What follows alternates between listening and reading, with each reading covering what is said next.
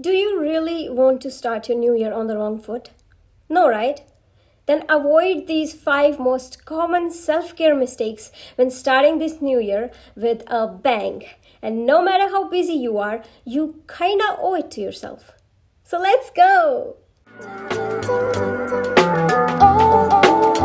And the stars holding me.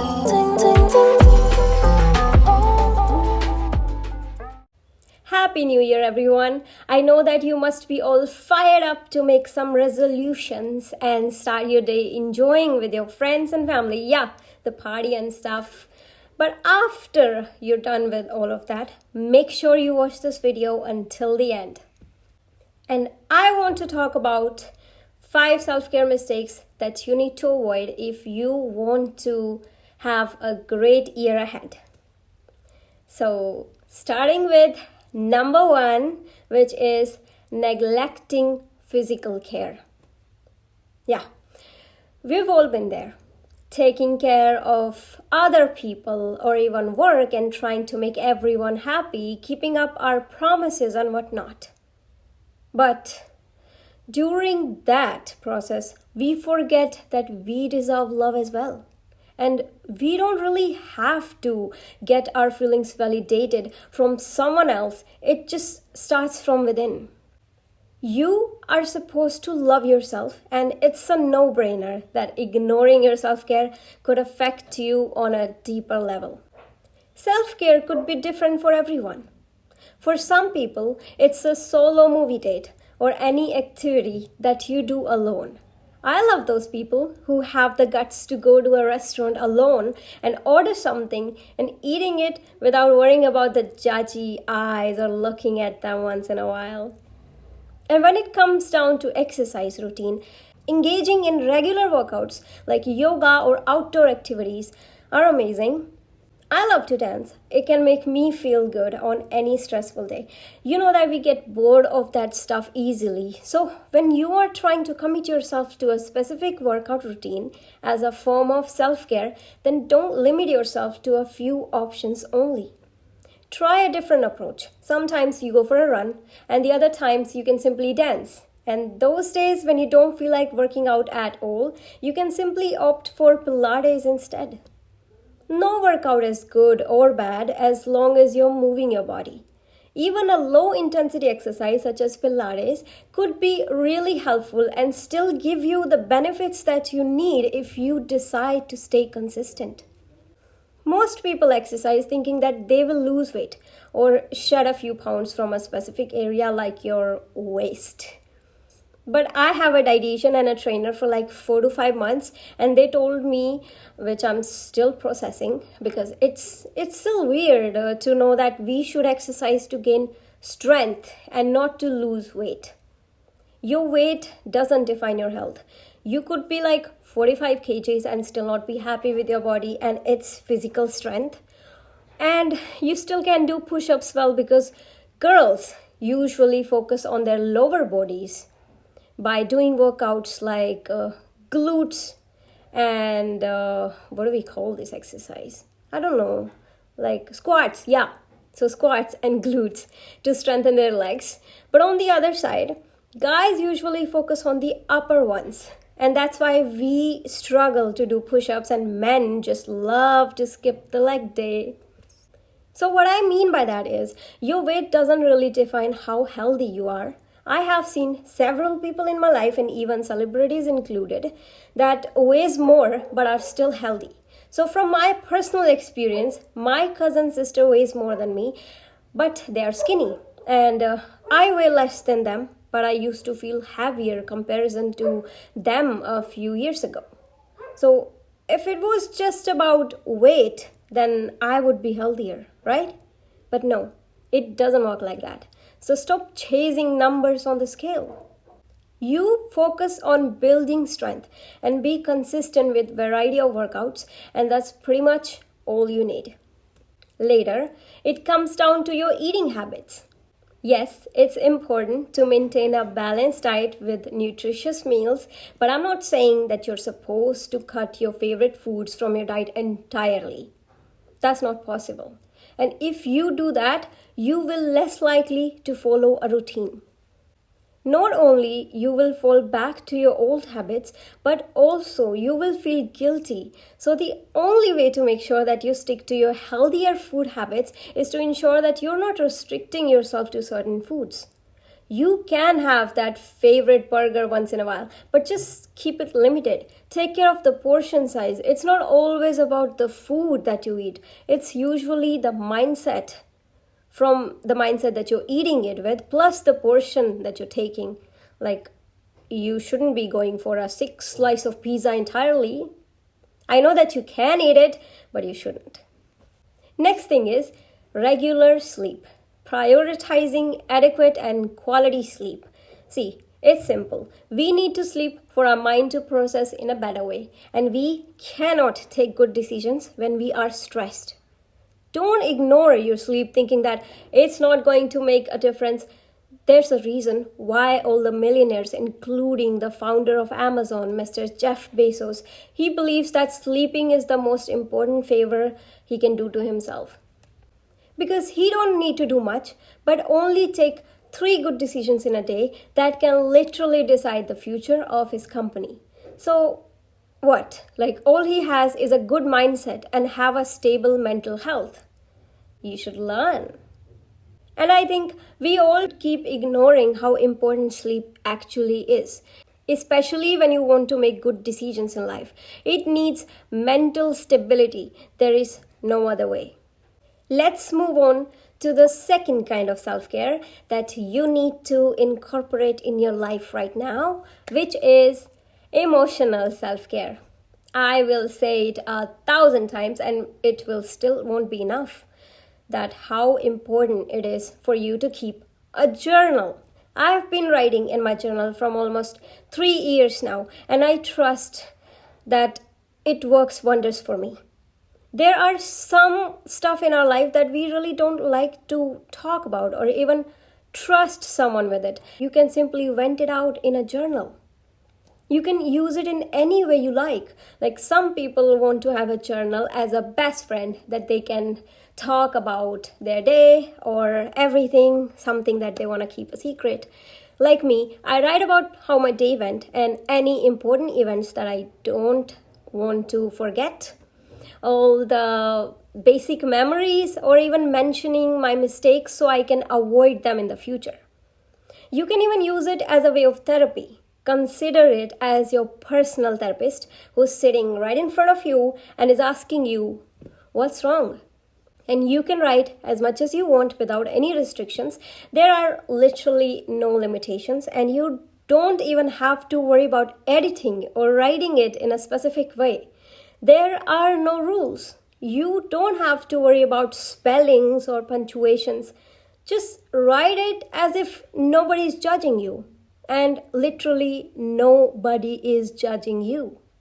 Later, you can engage yourself in some therapeutic activities like gardening or baking your favorite cake and feeling calm. Spending time with yourself, like meditating in the nature, or simply feeling the joy of being in the present moment. Learn to play a new instrument like piano or a guitar or maybe a ukulele. I said ukulele. Okay. Do whatever calms you down and revisit this hobby whenever you feel like your emotions are all over the place. I am planning to work on a new fiction idea where the main character of my book has a hobby of cooking, and she bakes something when she feels like she's too stressed, and it never fails to make her feel better or bring a smile to her face. So, do you have any such activity in your life that you can do or revisit anytime, and it will never fail to make you feel better? I already told you that for me it's dancing, but the real question is, have you reflected enough in yourself that you know what makes you happy?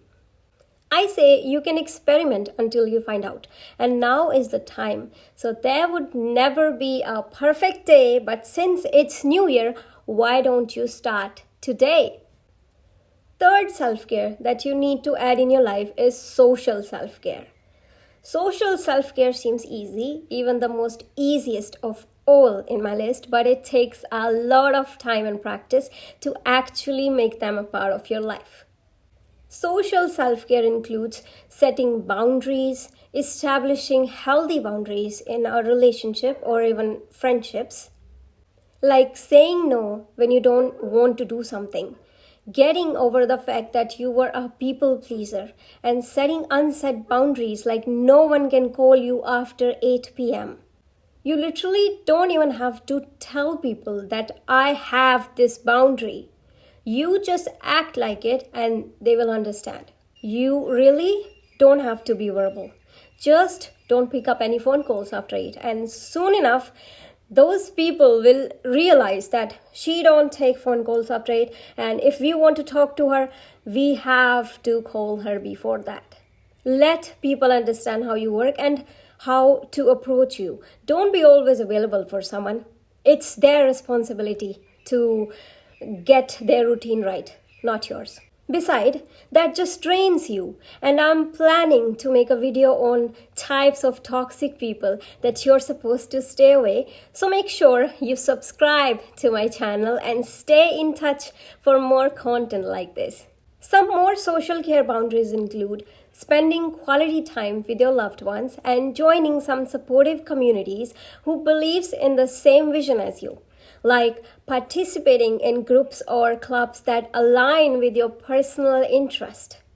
As a writer, I love to engage with people who talks about creativity or anything related to this field. And the more you engage yourself with like-minded people, you are actually more encouraged to follow your passion. The fourth type of self-care is an interesting one. It's called intellectual self-care. Did I say that right? And intellectual self-care includes reading books, diving into some content that you love and learning from them, reading articles, visiting some of your favorite websites that provide educational material of interest. And if you're interested in topics like mental health, productivity, or time management, and even some marketing strategies, then by the way, you can visit my website as well. I will link it down in the description for you. And make sure you check some blogs, because every blog post that I write comes from my own heart. I know that in this time of this AI and robotic stuff, it's pretty common to find a lot of articles on the same stuff that doesn't really provide any sort of value.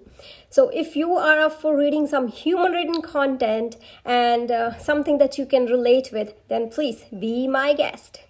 Moving on, intellectual self-care also includes learning something new, as in enrolling yourself in courses or workshops to acquire some skills.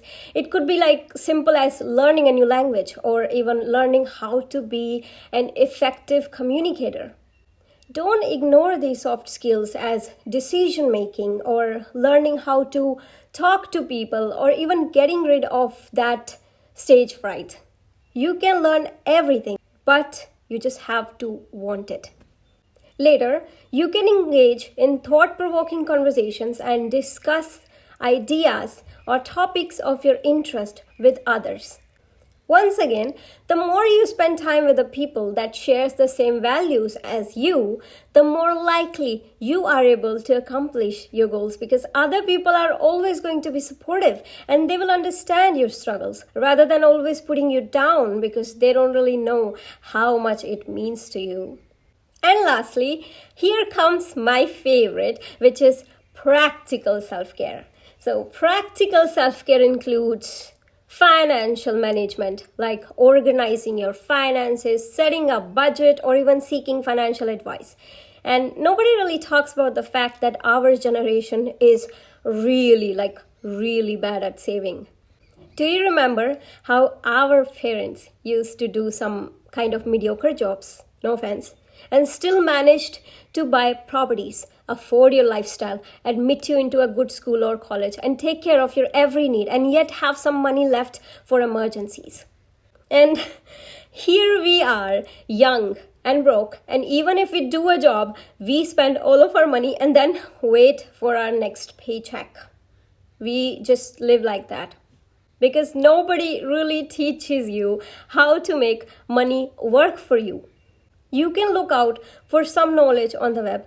There are a lot of YouTubers who have great knowledge and expertise on how to manage your finances or learning to invest early. Moreover, practical self-care also includes stuff like time management.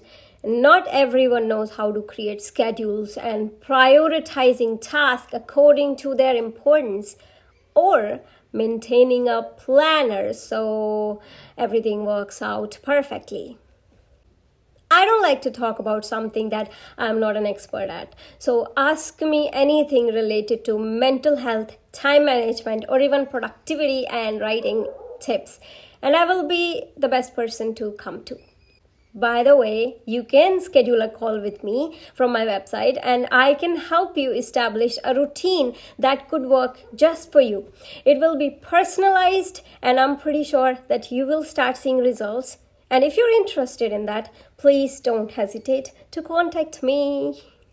Anyway, moving forward, not just about investing or managing finances, I'm not going to comment on it too much, but I'm pretty sure that there are other people who would love to help you in that. Lastly, practical self-care also includes you to be more organized. Cleaning up your desk or decluttering extra stuff before you start your day would do wonders. Whenever you see a messed up space, this could make us feel irritated for no reason, right? So if you don't want to feel demotivated or less likely to even want to start working on that table because there's too much stuff going on, like if you can see my desk. And then take your time to clean it first because it really does make a difference.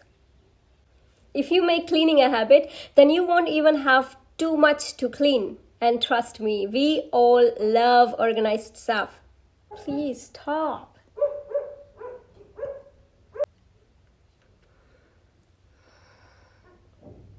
And that's it for today. I really hope that you will incorporate some of these self-care habits into your life and will have a great beginning to this new year. So go out there, enjoy yourself a little, but don't forget to like this video, and if it was helpful, so please just consider subscribing to my channel if you haven't already. And if you have any questions, please feel free to leave them in the comments and I will try responding to literally every comment out there because you matter, okay? Until then, bye bye. Signing off.